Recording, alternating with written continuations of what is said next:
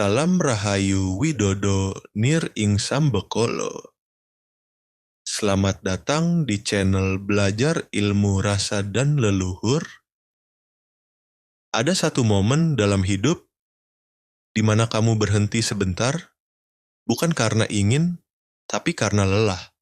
Semua terasa penuh, tapi anehnya tidak ada yang benar-benar terasa. Bukan kurang, tapi seperti terlalu banyak. Dan justru karena terlalu banyak itulah, kamu kehilangan satu hal paling penting, dirimu sendiri. Dalam ajaran Jawa, keadaan ini bukan kesalahan. Ini tanda bahwa kamu sedang dipanggil untuk masuk ke satu laku yang jarang dipahami orang, laku suwung. Secara etimologi, suwung sering diterjemahkan sebagai kosong. Tapi dalam pandangan Jawa, kosong itu tidak pernah benar-benar hampa.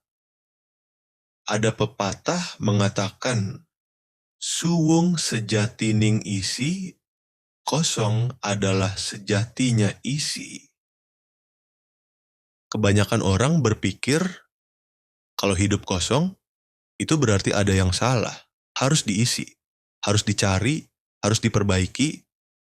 Tapi dalam pemahaman Jawa, tidak semua kekosongan itu perlu diisi. Ada kekosongan yang justru harus dibiarkan, karena disitulah sesuatu yang selama ini tertutup mulai terlihat. Video ini bukan tentang bagaimana menjadi lebih banyak, tapi bagaimana berani menjadi cukup. Suwung sering dianggap sebagai kehampaan, seolah-olah tidak punya apa-apa, tidak melakukan apa-apa. Padahal, suwung bukan kosong yang mati, tapi kosong yang hidup, kosong yang sadar, seperti ruang, yang justru memungkinkan segala sesuatu ada.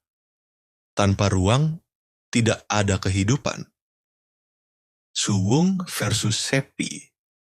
Sepi itu kondisi eksternal, tidak ada suara. Suwung itu kondisi internal, tiadanya ego, wadah semesta.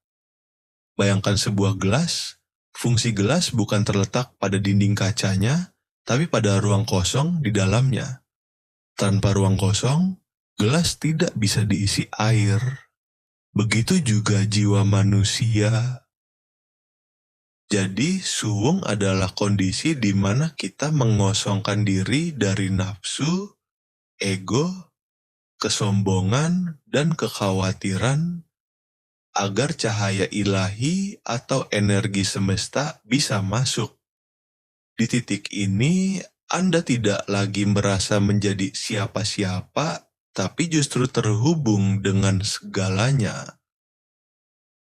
Dalam ajaran kebatinan Jawa, suwung adalah jembatan menuju manunggaling Kaula Gusti. Ketika pikiran kita berhenti menghakimi, berhenti menginginkan, dan benar-benar diam, disitulah kita bertemu dengan Sang Pencipta yang bersemayam di dalam diri. Sekarang lihat hidup kita. Bangun tidur, langsung terhubung. Siang hari, penuh tuntutan. Malam hari, pikiran tidak berhenti. Bukan karena hidup terlalu berat, tapi karena kita tidak pernah memberi ruang. Segalanya diisi.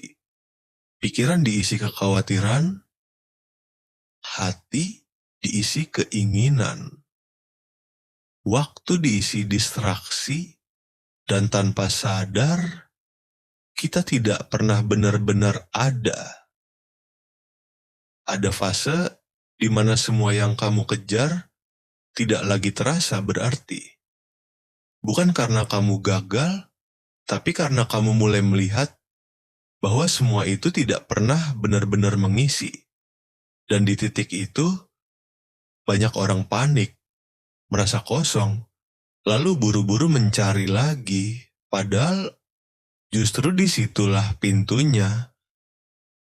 Laku suwung bukan tentang pergi dari dunia, tapi tentang tidak lagi dikuasai oleh isi dunia. Kamu tetap hidup, tetap beraktivitas, tetap berinteraksi, tapi di dalam ada ruang yang tidak terganggu. Tidak semua harus ditanggapi, tidak semua harus dikejar, tidak semua harus dimiliki. Dan dari situ muncul sesuatu yang jarang dirasakan, ketenangan yang tidak tergantung apa-apa. Saat kamu mulai suwung, perubahan itu halus, tapi nyata. Kamu tidak mudah terpancing. Kamu tidak lagi haus pengakuan. Kamu mulai melihat hidup tanpa beban berlebihan, bukan karena hidupmu berubah, tapi karena caramu melihat berubah. Dan itu mengubah segalanya. Lalu bagaimana cara mempraktikannya tanpa harus naik ke puncak gunung? Para sesepuh Jawa memberikan metode sederhana, sembah rasa, melatih kepekaan perasaan. Duduk diam, amati napas, sadari pikiran yang lewat tanpa perlu mengikutinya. Mateni geni, mematikan api keinginan yang membakar jiwa. Cukupkan apa yang ada. Coba luangkan waktu 10 menit sebelum tidur. Matikan ponsel. Duduk tegak. Katakan pada diri sendiri, saat ini saya bukan siapa-siapa. Saya tidak punya apa-apa. Saya tidak ingin apa-apa. Rasakan kelegaan yang muncul saat beban identitas Anda dilepaskan.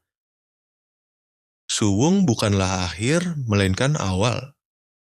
Ketika Anda kosong, Anda menjadi sakti, bukan sakti bisa terbang, tapi sakti karena tidak lagi bisa disakiti oleh ekspektasi, tidak lagi bisa dijatuhkan oleh hinaan, dan tidak lagi bisa dirusak oleh pujian. Pada akhirnya, belajar suwung adalah belajar pulang. Pulang ke rumah sejati yang ada di dalam dada kita masing-masing. Terima kasih sudah menonton perjalanan batin hari ini. Jika Anda merasakan ketenangan setelah menyimak ini, silakan bagikan di kolom komentar. Sampai jumpa di hening selanjutnya. Rahayu, Rahayu, Rahayu Mardika.